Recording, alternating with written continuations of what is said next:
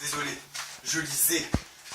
Donc, bonjour à toutes et à tous. Donc, nous sommes un groupe d'étudiants en génie thermique et énergie qui allons réaliser un challenge vidéo pour notre cours mécanique des fluides nous allons démontrer la loi de l'hydrostatique. Donc, on va réaliser deux expériences dont la première va démontrer la première loi de l'hydrostatique et la deuxième la seconde du coup. Donc je rappelle que la première loi de l'hydrostatique stipule que la pression exercée du fluide au repos sur la paroi du récipient qui le contient est la même en tout point d'une surface horizontale. Donc venez avec moi, on va voir la première expérience pour montrer la première loi de l'hydrostatique. Bonjour Mathis, qu'est-ce que tu es en train de Bonjour faire? Julien. Donc dans cette première expérience, nous allons prendre deux bouteilles. Dans ces deux bouteilles, nous allons remplir à niveau différent. Nous allons relier avec une paille. Donc dans cette expérience, nous allons montrer la première loi hydrostatique.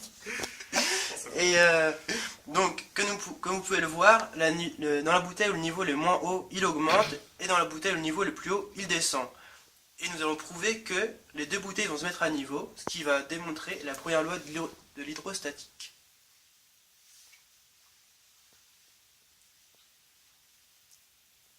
Donc c'est un petit peu lent, mais ça vient.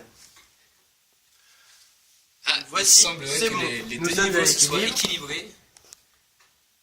Et ce qui signifie que nous avons la pression atmosphérique ici et ici même, en deux points sur une même ligne horizontale. Ensuite, dans une seconde expérience, nous allons donc démontrer le second principe de l'hydrostatique, qui stipule que la différence de pression entre deux niveaux d'un même fluide est égale au poids d'un cylindre vertical de section unitaire de fluide. Donc, on va vers Julien maintenant pour qu'il vous montre l'expérience.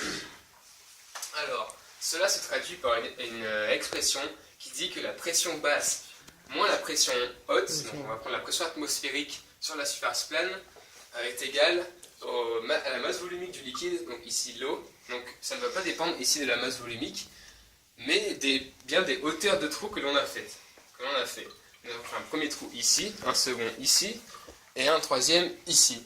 Et grâce à cette hypothèse, nous allons constater que les jets sont de plus en plus forts lorsque l'on descend, car la pression sera de plus en plus grande.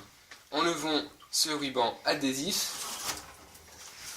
Alors, le delta H ici est de 0,1 mètre, ce qui nous fait une pression au point du haut de 1019 pascal.